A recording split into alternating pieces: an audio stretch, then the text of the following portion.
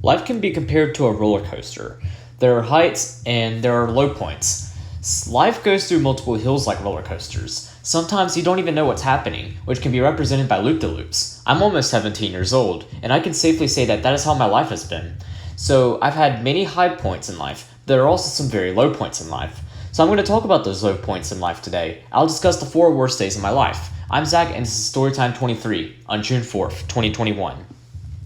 So before beginning, I want to discuss a few disclaimers. So this video will get extremely dark. I'll be talking about topics such as depression, self-harm, suicide, bullying, being left out, rejection, death, and more. So if you are very sensitive to these topics, then please do not watch this video. Another thing I want to disclose is that this is probably the hardest story time I've ever made, and probably will be the hardest story time I ever will make.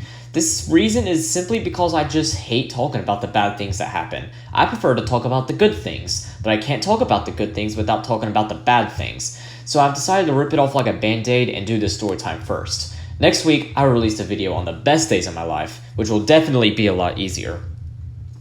So how this story time will work is that I'll be talking about 4 days in particular I consider the worst days of my life. I will not, however, start with a backstory, as these days, for the most part, have events on previous days that lead up to the particular day. After discussing each day, I will then discuss the aftermath. This aftermath for each day will kind of help you understand the next day I will discuss, as all these days are related to each other, either directly or indirectly. Anyways, let's start off with the backstory. So before I discuss the first day, I want to talk about 8th grade and why it was right off the bat challenging. I already did an entire story time on 8th grade being Storytime 10, but in case you didn't see it or don't want to because it's an hour 36-minute long video, then I'll explain why it was difficult here. So 8th grade was a challenge because of the classes I took. I was taking World History, a 9th grade Social Studies course, first semester only, Advanced 8th grade English, Algebra 1, a 9th grade math course, Advanced 8th grade Science, second semester only, and Earth Environmental Science, a 10th grade science class, second semester only. All this at only 13 years old, so I was taking the hardest classes my school offered. The reason was because I did extremely well my 7th grade school year, making all A's and even making the highest grade in all classes except English, in which I had the second highest grade. These classes in 8th grade completely pushed the limits in terms of how much I can handle in terms of schoolwork. Algebra would prove to be the poster child of this, generally clocking 3 to 4 pages a night, 5 days a week. Yeah, my homework was really excessive. Now let's move on to a bit later in the school year. Around September of 2017, I began struggling with depression. One reason is because of the workload, as it was driving me crazy, but another reason would be because of being bullied. I was bullied a lot in 8th grade. I was bullied in previous school years, but they really weren't that bad and I just laughed them off. This year, though, was different. These bullies truly wanted to see the end of me, and unfortunately, they almost got their way. These bullies used plenty of tactics to make me feel like complete shit. What's worse is that I was basically forced to be with these bullies, which I'll explain why in a minute. Finally, I want to mention that I also struggled due to being cyberbullied, so I used a social media platform called Google+. It was shut down back in April of 2019. But anyways, I often found myself getting into a lot of drama on it, which affected my mental health a lot. But then on YouTube, I was also being attacked by this one YouTuber who was just so disgusting I won't even mention his name. He sent me death threats, and he knew I was only 13 years old. To send death threats to anyone is just pure evil, but to send them to a child, God, you are the absolute filthiest piece of shit in the world. Like, you are on the same level of child molesters in terms of disgusting people at that point. This has of course also put a big toll on my mental health, as at the time I never realized that I'm better than him and that he's a complete dumbass with no life. Now let's jump all the way to February of 2018, which is when depression got extremely serious. So our school had a policy that you can only sit with the students in your second block.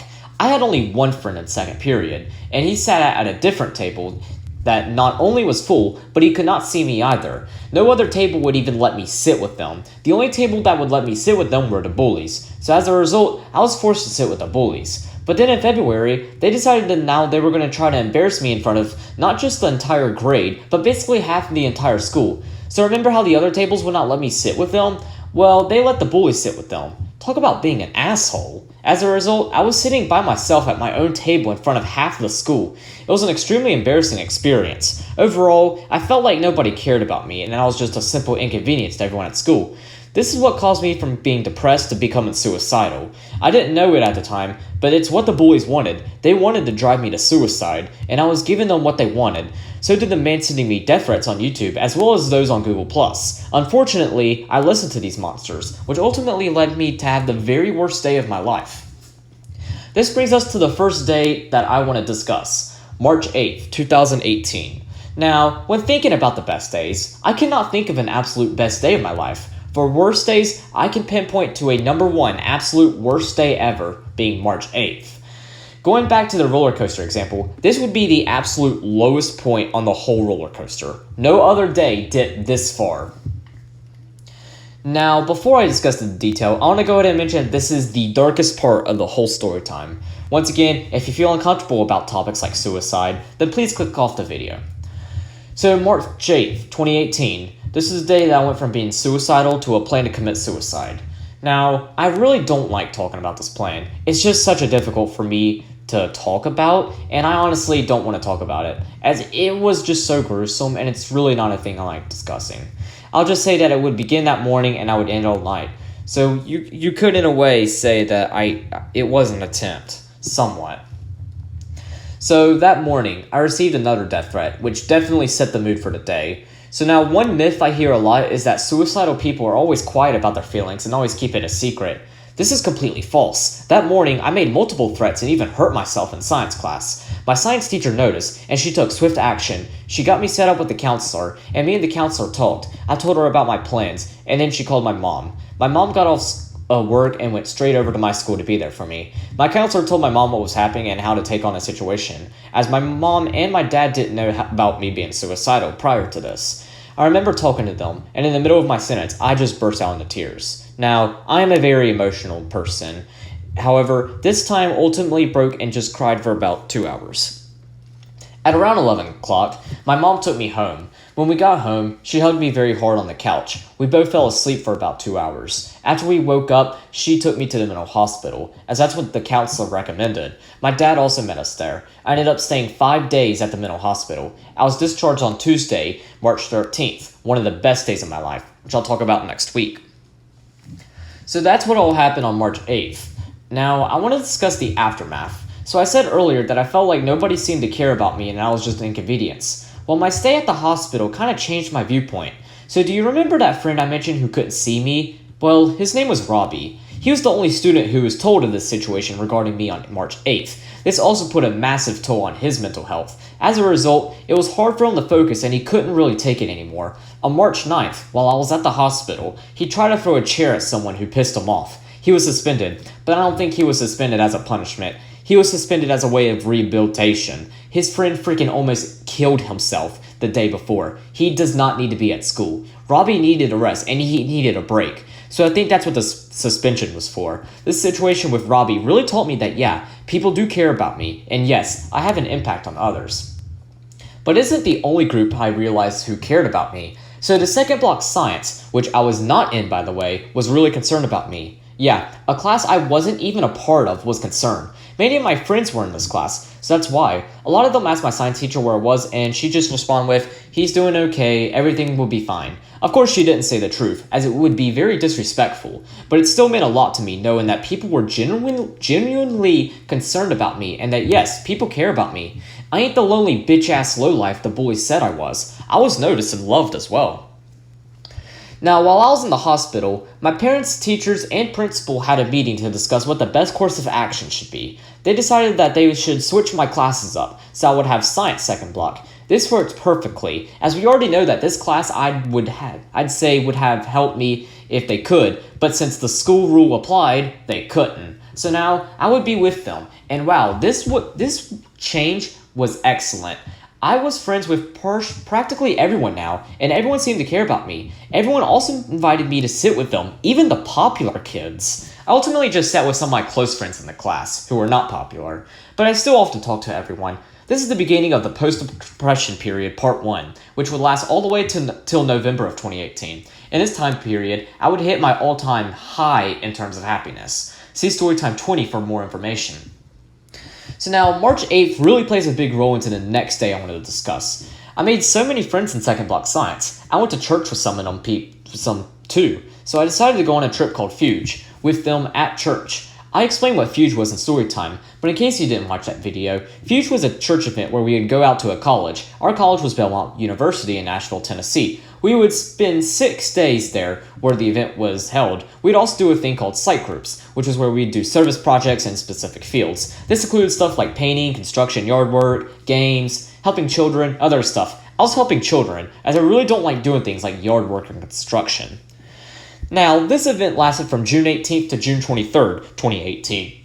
I was a rising freshman when I attended this trip, and if you watch Storytime 7 or Storytime 16, you know that this trip was a complete disaster. In fact, so much of the disaster that 2 of the days mentioned on the Storytime are literally from this trip. This worst day takes place on June 18th, 2018. So let's backtrack some back to 8th grade. So remember the class that was very concerned about me, that I was in the hospital? Well, a lot of them were from church, which is what influenced those that didn't go to our church to also care about me. So overall, there are some great people, and they really made me feel special, which is exactly what I needed after going through all of that. Not only that, but everyone at church was also trying to make me feel special and include me in everything at church. So overall, I was now very secure at both school and church. However, these friendships at church did not last, unfortunately, and pretty glaring that they ended at Fuge. So at Fuge, we slept out Belmont's dorm. Each dorm held 2 people each. However, this is when I realized 2 things. One is that our church did very little planning, as there were an odd number of boys, 2 boys per room, and an odd number of boys, and nobody at church found anything wrong with it. That's one mistake my church made. The other mistake was that we picked our roommates at the college rather than before the trip. I seriously don't know who the hell was in charge of looking over this, but they obviously did not do their job correctly. They should have seen this and realized, oh shit, someone's getting left out. That's a problem. So who was the boy that was left out? It was me. This was when I realized that these friends I made in 8th grade were not really my friends. They were a bunch of fakes who really could care less. So that's the second thing I realized. I ended up having to move a mattress from another room to a dorm with 2 boys. All this in front of the boys who left me out, who questioned and laughed at me. Needless to say that this was very embarrassing and actually made me feel like I was left out in 8th grade. But this time, by the same people who included me when I was left out. Damn, this day was awful. And that is the infamous conflict at church's beginning. Now, because I was rooming with 2 others, I did not have a key. Therefore, when I got back from site groups, I would literally have to wait by the door embarrassingly for one of my roommates to open up. This gave more opportunities to the other boys to make fun of me, and I had to endure all this all the way until Saturday, June 23rd, 2018. Son of a bitch, this event is already the worst event I ever attended, and it's just the first day. Now, I have actually theorized that there was also a girl left out too. The reason for this is because I think there were 100 spots. I'm not too sure. Therefore, since there was an odd number of boys, as I was the one left out, there was also an odd number of girls. Therefore, a girl was also left out. I'm not sure who it was, but I would like to know her story. I wonder if her experience was like mine, where she too was left out and made fun of for it. Now, the only reason this theory can be false is if there was an even number of girls. Then that means that this event had absolutely no planning whatsoever, as that means there would have been an odd number of attendants for both genders. But more than likely, the attendant count was even, so both me and the girl I don't even know were left out. But not everything that happened here was bad. In fact, there was actually something good that happened as a result of this. So I was with 2 roommates. One of them didn't care, which at least was better than making fun of me, so I'll give him that. But then there was the other. The kid actually felt sorry for me, and we became friends. He really liked a game called Geometry Dash, which is also a game I really liked, having begun my Geometry Dash career in February of 2018, so we got along pretty well. He also would begin encouraging me to get better at Geometry Dash. His encouragement is what obviously encouraged me to beat harder levels. Now my hardest level was Jawbreaker, so I've definitely come a long way. But Geometry Dash didn't matter. What really mattered to me was that he was a legit friend and not like the rest of the boys, who were a bunch of fakes. So at least my roommate was cool. I should note that he was a rising 8th grader. He was about 5 months younger than me. Unfortunately though, something really awful would happen to him about 2.5 years later, which I'll discuss later. So that's what happened June 18th, 2018, the beginning of the conflict at church. Fuge, outside of waiting outside my dorm to be let in, was actually pretty fun for the 19th and 20th, mainly because I was in a site with nobody from my church, other than my youth pastor, but he's really awesome. These people at my site group were probably the nicest people I've ever met. However, the 21st, not so much. In fact, June 21st, 2018 is actually the 3rd day on this list. So if you know anything about me, then you know that June 21st is my birthday. June 21st, 2018 was my 14th birthday, and I had the horrible experience of celebrating it at Fuge. Now, I already hate my birthday enough, most notably the Happy Birthday song, as I'd argue it is the worst bullshit ever written in the history of mankind. Like, it legit makes Cardi B sound like Rick Astley. So before Fuge, I made plans to celebrate my 14th birthday on June 23rd when I got home. I did ultimately celebrate my birthday that day, but my church had different plans. So my youth pastor obviously knew it when it was my birthday. I never told anyone it was my birthday, as I really hate my birthday as stated before, but my youth pastor did. So he told my site group, and as he worked with our site group, the site group sang happy birthday. Normally, I get pretty pissed at people who sing me happy birthday, but I let them get away with it. I mean, these were so nice and so kind, it was impossible for me to get mad at them. However, that's not what made this day bad. So while the rest of the day I was simply ignored and even forgot it was my birthday, my youth pastor did not. So at around 10 o'clock at night, we did church group time. So the church devised a surprise birthday plan for me. So my youth pastor asked me to come help him with something. Then when we got back to where the church group time was, the room's light were off. So I'm standing there wondering what the hell happened. And then I see the lights turn off and then everyone appears singing happy birthday to me. Yeah, the same people who left me out are now singing me happy birthday. Needless to say that I was furious. I'm not sure if these people thought I was stupid or something, but I remember what had just happened 3 days beforehand. I'm not stupid. I of course never showed that I was mad, as I'm really good at hiding my feelings, but this situation really just pissed me off. While the conflict started on the 18th, the 21st would ultimately be the day that really pushed the conflict from 0 to 100. So now, after Fuge 2018, I wanted to try to regain the friendships I had with everyone. However, I was unsuccessful, as I tried throughout freshman year. Then, sometime when I was a rising sophomore, I just gave up and started leaving myself out of everything. I didn't talk to anyone except the kid who felt sorry for me at Fuge. While he rarely went to church, I still talked to him and maintained a good friendship with him. But this leads us to the final worst day of my life, being November 13th, 2020. We're taking a much farther leap here, as at this point, I was now a junior. So on November 11th, 2020, the friend who felt sorry for me at Fuge passed away. However, I did not find out until November 13th. When I found out via text message from my youth pastor, I was absolutely devastated. Out of all the people at church, why him? I won't state why he died, as it would be extremely disrespectful for me to do so, but it really just hurt me a ton. The only person I was willing to talk to at church was now gone, so for the first time since March 8th, 2018, I just bursted out in a bunch of tears. It was such a horrible event, and unfortunately, it led me to struggling with depression again. This time, it would last all the way until April of 2021.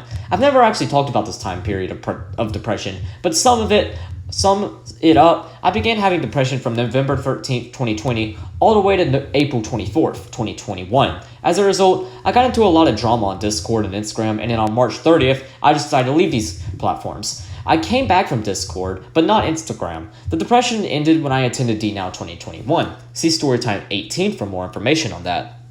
However, I often consider this depression period to actually be a good thing. It caused me to start doing a lot of healthy and positive things for me. One of those things would be the beginning of Storytime. Yeah, I actually began Storytime to help cope with my depression over his death. Storytime came to be very effective, and I often credit it to helping me get through this tough time period, alongside of course DNOW 2021. Another thing that helped me cope with depression during this time were memes. I learned how to crop memes around December of 2020, and as a result, I began saving as many memes as possible on my phone. In fact, now as of June 3rd, about 90% of all my videos on my phone are memes. Some of these memes were actually sent to me by my friend back when he was alive. So that's why memes really mean a lot to me and why I save so many of them. These memes also helped me get through depression, and sending them to others also made me really happy knowing that I was sending them to the same material I watched to help me through a difficult time. But overall, I'd do anything to have this friend back. He was such a nice guy, I'm still super thankful for him and when he cared about me when no one else didn't. So rest in peace, man. You really were a legend. So that's all I got for today's story time. Next week on June 11th, 2021, I'll be discussing the best days of my life. Anyways, that's all I got today, and I'll see you guys next week. Bye!